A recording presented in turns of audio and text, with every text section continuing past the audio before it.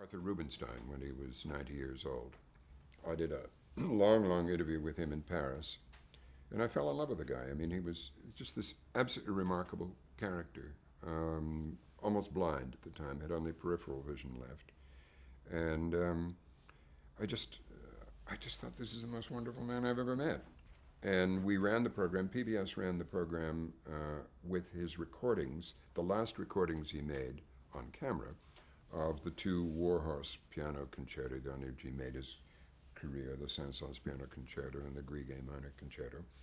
And they wrapped this into a 90-minute show with my interview around it, and it ran many times on PBS and great performances. I loved doing that. I mean, just to this day, I still. One day, George Page, who was doing Nature, came and said, "Look, there's this English woman who goes up the Amazon all the time. She has for years, and she paints the flowers that are there because she's worried they're going to disappear in the development of the upper Amazon. And we have some film of her doing this, but we can't use it on Nature. Can you use it? And she's going to be in New York, and you could interview her on the show." And I said, "Oh, well, you know." So I committed myself to interview her. And then I had to do it on a day when all hell broke loose. And my secretary reminded me, "Hey, it's getting on for 4 o'clock. You've got to interview this woman." And I said, "Oh, you know, why did it have to be today? It's always on the day when too much is going on. You have to do a second interview before you do the real show." Anyway, I quickly read the material. I looked at this book. And I went downstairs, and there in the studio was this woman of about 82 with, if you can believe it, beautiful at 82, with her white hair swept up into a knot with a ribbon in it and a lot of mascara on her eyelashes. She was sexy and beautiful. Her name was Margaret Mee, and she described her life from a rather rebellious young woman in England around the First World War, going on to art school, and then devoting her life to going up the Amazon, sometimes just in a dugout canoe with one Indian, paddling her up into these remote sketches and doing these incredible paintings of these flora and fauna, until at last she'd been there when the moonflower that blooms once in a century had bloomed, and this was what we had footage of and her doing it. I was entranced with her, absolutely entranced. So we ran the interview, got a huge reaction from the public. God, who is this woman? Where do we get the book? All this kind of thing. And 4 days later, we heard, she was just on her way back to England, we heard that she'd picked up her husband in England, and they were driving down to Buckingham Palace, where she was going to be given a medal by the Queen, and she was killed in a car crash. So we ran the interview again, and, you know, huge outpouring of saying, now, you know, I could have said, "Oh, I can't be bothered doing that interview," but it was just such a remarkable woman. I have her book back here, incredible. So it's interviews like that. One that I remember very well was with a political leader, and that was, we did the first long interview with the Ayatollah. We had covered the simmering Iranian revolt against the Shah for a long time. We'd interviewed a lot of dissidents on the show. And their families had been victims of the secret police and one thing and another. And one of them, who'd become been on the show a number of times analyzing the situation, was a guy called Yazdi, who was a dentist by profession. Anyway, he said, just before the Ayatollah went back to Iran to lead the revolution, he said, "Do you want to interview the Ayatollah? We like your program," and so on. Anyway, I went over to Paris and interviewed the Ayatollah, sitting, fortunately I didn't have holes in my socks, sitting cross-legged without my shoes on, with this incredible man who, usually television interviewer, somebody being interviewed by a television interview makes some little gestures to ingratiate himself with the interviewer, no matter how great or famous he is. You know, it's, you make a little joke or you have some little human contact. Absolutely zero from the Ayatollah. He looked at me as though I was the carpet he had to walk on to get there. And the absolute certainty of his answers and the riveting personality and conviction and intelligence that came up through his eyes was weird. I mean, here really was a man who believed you could turn the clock in his country back, hundreds of years. And did. And subsequently did. And yet who had communicated with his followers and fomented his revolution by the most modern means of tape recording little cassettes and smuggling them back through all the mullahs in Iran. And I just, it was extraordinary to me because we have not had such conviction and such fanatical conviction and certainty of being right in our Western culture since the Middle Ages and since the Inquisition. The relativity, our moral relativity, which the Ayatollah had such contempt for, which suffuses modern morality of modern society, we didn't used to have back in the days when we burned witches in Salem and we had the Inquisition. Later, the hostages are chosen or are seized. And on the third day of floundering around as everybody was, I said, why don't we try and get to the Ayatollah? I mean, we had the first interview with him. And everybody said, yeah, but it's one of those things you try for. So we tried for it. In a couple of days, the Iranians came back and said yes, because we went through the same guy Yazdi. And before I knew it, I was going over to the Swiss embassy and getting an Iranian stamp on my passport, and took a producer and a couple of producers with me. We didn't have our own camera.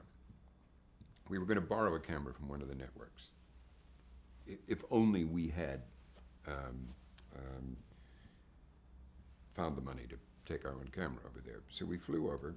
By the time we got there, all the networks which were camped out in Tehran, trying to get anything, had heard that we had an interview with the Ayatollah. And so they began clamoring through their own contacts, through the press guy, Gotbazadeh, for their interview. So a huge furor went on for days. The foreign ministry people who were because our guy had now become foreign minister, Yazdi, our dentist. And they were going through their guys. Finally, the fight boiled down to they would give 4 interviews, one after the other. And I said, these people this was a Sunday, 60 Minutes, Mike Wallace was there. These people all have news shows on Sunday. The earliest we could get on our air would be Monday.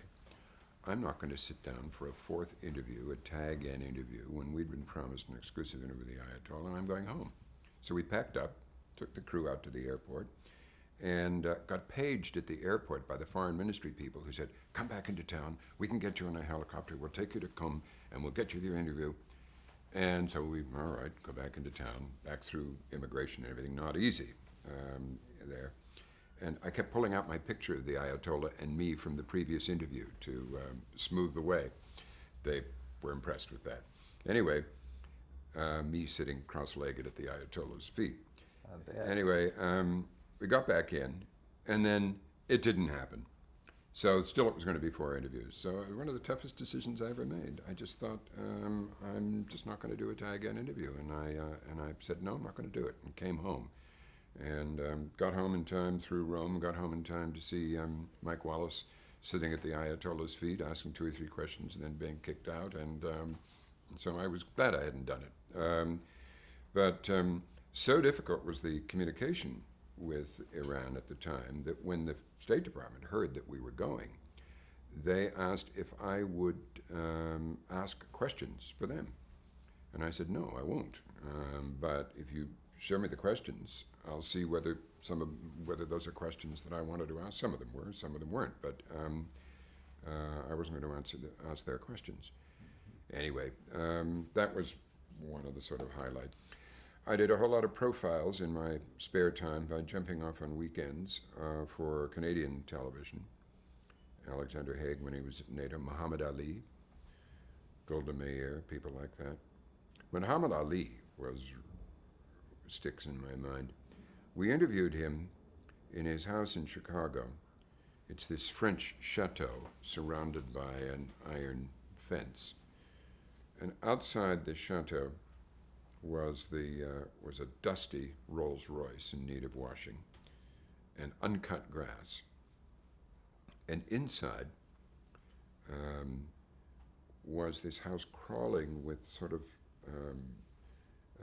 handlers and managers and people.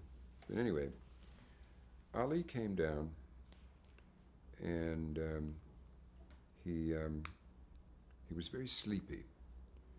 And it was the middle of the day. He came down, made us all take our shoes off because he was scared of what his wife would say about the white carpets that ran throughout this whole place.